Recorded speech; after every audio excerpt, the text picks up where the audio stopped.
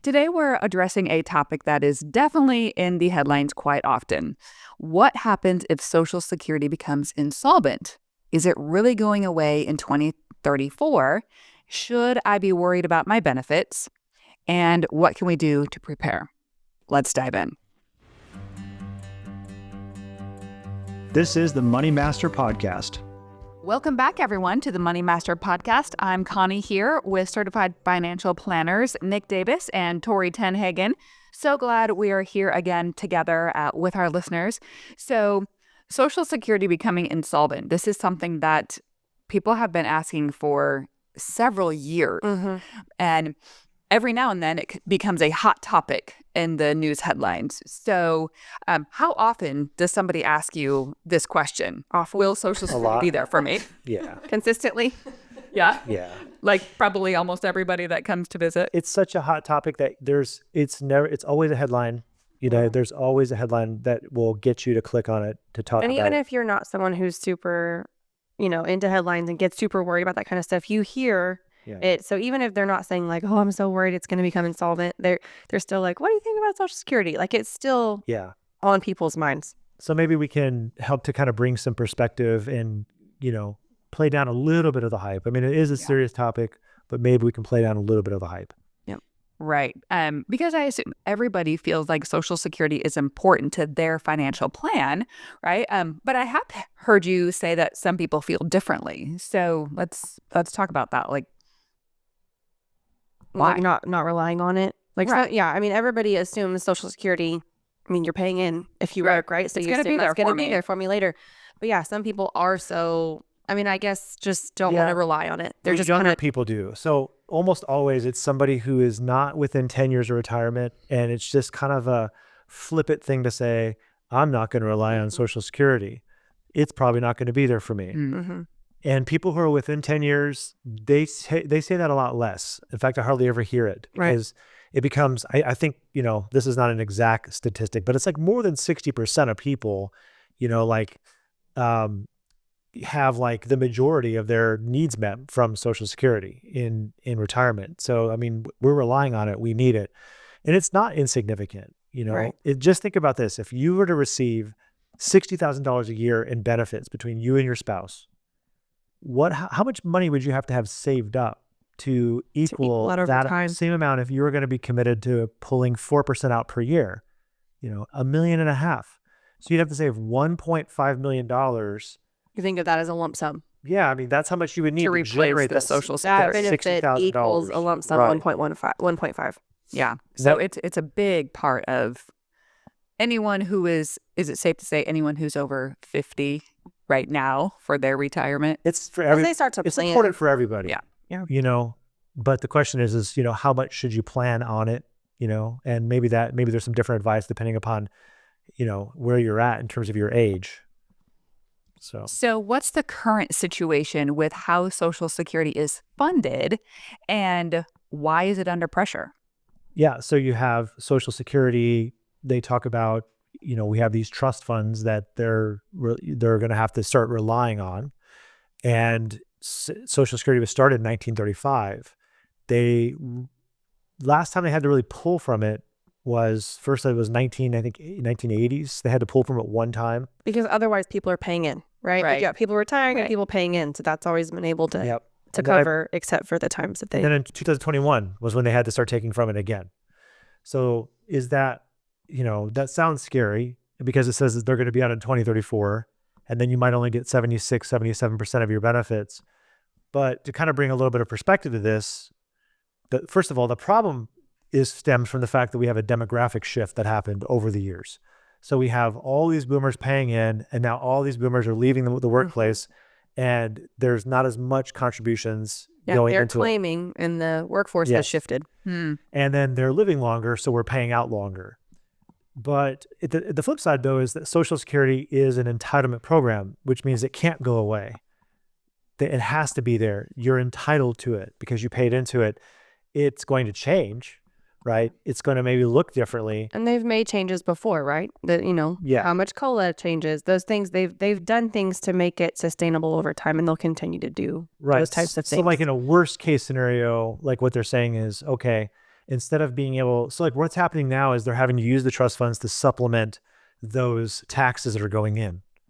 And, when that trust fund runs out, then it's all hand to mouth. It's workers paying in for the benefits directly, right? So that cushion is gone. And that's what the talk is all about. Okay, so Tori, you're a certified financial planner who is meeting with people who are preparing for retirement every day. So how should listeners think about Social Security as a part of their overall retirement plan? Well, you have to think about it first as, what am I going to need? Like, how much is Social Security actually going to meet, right? If I need X amount of dollars and this is all I'm entitled to with Social Security, it really becomes a piece. And where are the other income sources? You have pensions. Do you have your savings, and what are you withdrawing? What other things are at play to supplement what Social Security is going to provide? Yeah, that's really helpful. I mean, so I think the big question that's on people's minds is Social Security really going to go away? Which you mentioned briefly, like, we're entitled to it. Practically, no. Yeah. Right. Yeah. So if it doesn't vanish, what's the most likely outcome? It could be reduced, right? And you could pay more taxes on it, right? Meaning they could make it so that more of it's taxed, and they could reduce the benefits. They could do means testing. They could take it away from the wealthier retirees. But ultimately it's going to change. So like in general, we have younger people, like most of our clients are not younger. So we say your children, let's plan on having a reduced amount of Social Security for them.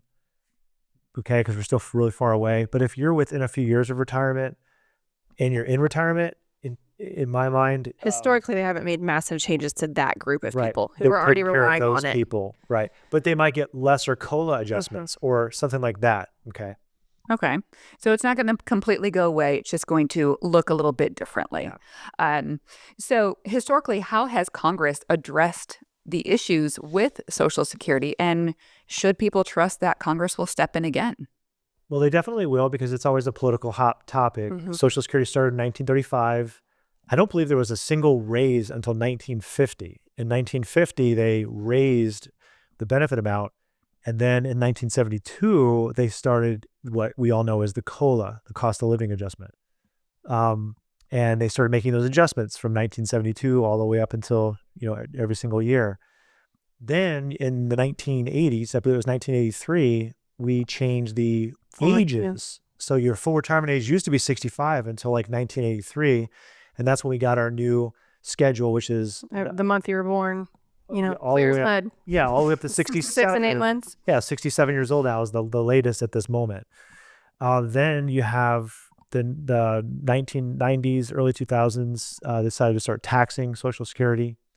And then in 2015, you have the Bipartisan Budget Reduction Act, which was the last major adjustment to Social Security. And they were really correcting stuff on the SSDI, I believe, at that time. But they also closed major loopholes in 2015. For claiming strategies. I loved it because, prior to 2015, you could file for your benefit, or you could actually file for your benefit, grow your spouse's benefit, and then switch to their benefit later, which was amazing. You can't do that now. Now they implemented something called deemed filing. So if you open up your present, you open the whole package. So you can't let your spouses grow. You have to have it all or none, unless you're a widow. Okay, so if you're a widow, you can actually still do that, which meaning they still have that ability to kind of grow their one benefit while they're taking the other benefit. But pretty much everybody else in 2015, that got closed. Now, something that's encouraging about that, though, is that they grandfathered people in over a 4-year period from 2015 to end of 2019, I believe it was, to where they made changes gradually so that people who are already retired didn't suffer some of these adjustments, meaning those people were still able to take advantage of those loopholes.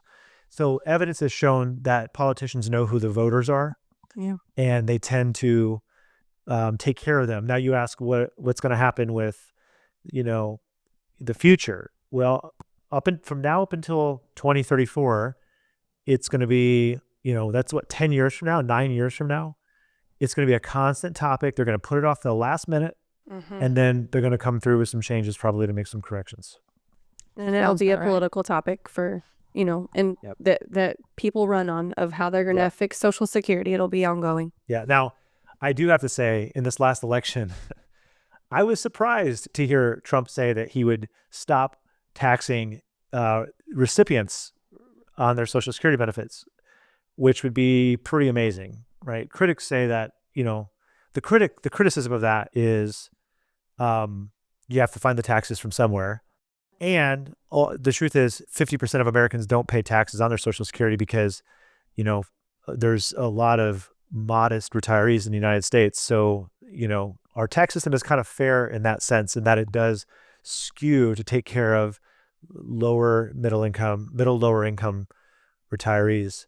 But I'm a big fan of not taxing the benefit coming back out because People love to talk about that. They hate it. I paid taxes when I was working, and then I get this benefit again. I got to pay taxes on it. Well, it wasn't always that way. 1983 or 4 is when they decided to start taxing up to 50%.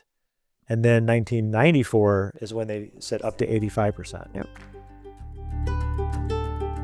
Hey there, this is a quick break to talk about how you pay yourself in retirement. People often ask about how much they're going to be able to spend each month from their savings when they're no longer working. You may have heard of the 4% rule, the bucket strategy, or nameless others, but none of them do a good job measuring your true spending capacity. That is, how much can you afford to spend each month confidently? I wrote a white paper you might want to read. It's about a guardrail system for retirement that can help you do better in retirement. And I think it's probably the best withdrawal strategy available. There's no cost to download and read it. If you want a copy, all you have to do is text the word income to our business line at 214-988-9178. That's it, just the word income, and send it to 214-988-9178. And we'll send that paper about guardrails straight to you. So out of the possible solutions that you talked about, do you feel like that one would be the one that has the least impact on retirees? So some of the solutions, are they could raise the base wage for taxation. Okay. Meaning they could take it, right now it's just under $200,000. It's somewhere within like 184 or something like that. I'm not exactly sure because it keeps going up every year. And once you make more than that, you're not contributing to Social Security. But for Medicare, you're contributing on all of your money. Okay. So they could raise that up to say 400,000 or infinity. You contribute more. Even if you're making more, you're still contributing. Yeah. Biden had actually had a plan recently. They promoted, back when he was running, that they would only tax people who are making over, I think it was 400,000, and then they would be paying towards the Social Security system, so they could raise that, and if they raise the retirement age to 68, those two things, according to the Social Security Act, there's actually a couple of, I can't remember the name of it now. I think it might be called like the 2100 Act. I've talked about it a lot in the past. This has been promoted for 3 or 4 years, probably longer than that they can actually make Social Security solvent for 75 years. But they could also do other stuff. They could do means testing where they take benefits away from people who are making more money, which I'm not a big fan of because it is an entitlement program. You did pay into it, but I like those first couple of options. So from those couple of options, which one do you feel would have the least impact on retirees? Raising the tax base wage, and if they raise the retirement age a little bit to 68, I'm going to say one more year that might be tough. Yeah, because it's already 67 now. Right. Maybe if they don't tax Social Security for benefits for recipients, I don't think that really makes a difference, and it doesn't really help the system. So I guess I would say that the two that I mentioned probably, means testing would be the ones that I wouldn't be as excited about. Yeah, for sure. So, Tori, from a financial planner's perspective, how do you feel like these potential reforms would affect how you advise planning for retirement? I think the first thing is, one, we tell people a lot. I mean, one of the first things we do when we're building a plan is, get that printout from ssa.gov and know what your benefit is. And I think sometimes when people have that, we talk about the scarcity mindset a little bit of, well, I don't know if I should rely on it. I don't know. They're not really willing to do the research. They kind of don't want to go get that number or call Social Security, those kinds of things. It kind of feels overwhelming. So that's the first step, is just know what your benefit even is and what your options are for claiming and what it might be. But then optimize it and make, know when you're going to claim, work with a planner to decide the best way to do that. And if you're really worried about it, stress test it in your plan. I mean, I've done that for people recently of, I don't really know if I trust it. I feel a little bit nervous about my plan, having Social Security be a for sure thing. Can we test if it were to go away or cut in half or, and we can play with those numbers just to put your mind at ease and see what it looks like. Yeah. That sounds like that would be helpful. Yeah. Yeah, for sure. I'm more biased towards having people wait, because even if things were to be difficult and they were to reduce them, even on retirees, which I don't think they would reduce them for retirees, I think that having more of something that gets reduced is better than having less. And I also think that the inflation protection that I've seen Social Security provide for people when they don't have that in other places is hard to replace. We don't appreciate it for what it really is. Like having more of that cost of living adjusted money. I mean, there's reasons to claim it early. I get it. We help people claim it early all the time. Mm-hmm. But I do, I've actually done videos on this where, if you go through really hard times, let's just say we were to repeat stagflation, having more Social Security benefit tends to model out better in retirement plans than having less Social Security benefit Over time. Yeah. in terms of your qualification, your personal amount that you get. Okay, so we've kind of laid out some of the possibilities. So practical, what are some action steps that we can take, right? Because like you mentioned, doing the stress test, like that sounds like a practical step to at least bring a little peace of mind. Some awareness. Just in case. Yeah. So what are some other ways that you can prepare for potential changes? I think in general, it's, preparing across the board. Like, don't let your fear about Social Security leak over into other things and just do nothing at all. Like, start preparing as well as you can. So be saving into the different tax buckets you have available to you, max out HSAs and, those types of things those are going to create income for you. You're not just relying on Social Security. And what is the stress test? You want to tell everybody what a stress testing your Social Security, like, what does that look like? You can look at your plan. Well, we can stress test lots of things, right? We stress test healthcare. We stress test numerous things in a plan to see how the plan would sustain in spite of those things. Their plan. Yes, which is their specific plan. Their story, right? Their numbers, how it would likely go. Right. Yeah. And that's a big deal because some people have more Social Security and some people have less Social Security benefits. Or some people, like I just said, we're talking about Social Security, but with healthcare, like you might know that you're going to need more healthcare and you want to test that in your plan. Those types of things you can that makes your story unique. More healthcare. What about more taxes? Some people are going to pay more taxes than others because they have more income from pensions or they have more money in their 401k as compared to money in their non-qualified accounts. So that makes your stress test kind of unique to you to see how that would go. Right. Before we wrap it up, are there any last tips, advice, or stories that you can think of that you'd like to share? I don't know. I just keep thinking, if the one thing that keeps coming to mind is the fear of Social Security and the news articles you're going to be seeing over the next year. Like, it's not a put your head in the sand and avoid it thing. Yeah. Like, don't allow it to just stop you in your tracks. Keep making a plan because it's. Yeah. My advice is one of my pet peeves is I hear this a lot and I hate when people say this.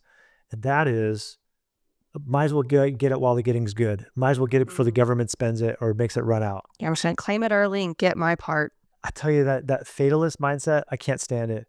And I'm probably making a lot of enemies because I can tell you a lot of people say that. I would rather look at it like a tool, and look at things kind of more objectively. And optimistically. Yeah. I mean, if we're planning, we're going to plan for it to go well, right? Yeah. That's the hope. Yeah, you have to plan for it to go well and plan for the worst and hope for the best, right? Is for the old cliche says. Yeah. Well, great. Well, thank you guys for sharing. I mean, this is helpful because this is something that is on people's minds. We do get the question a lot. Is Social Security going to be going away? Do I need to plan, right? So thank you guys for sharing. Listeners, thank you for being with us today.